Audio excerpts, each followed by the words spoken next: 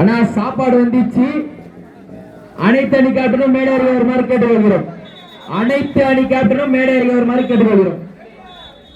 சாப்பாடு வந்துச்சு, வந்து சாப்பாடு வாங்கிக்கோங்க.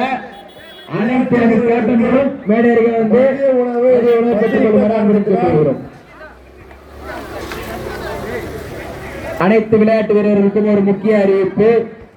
வருகின்ற சனி ஞாயிறு NSC ஸ்போர்ட்ஸ் கிளப் நீலாங்கரை நடத்தும் மாபெரும் 2 நாள் தொடர் கபடி போட்டி.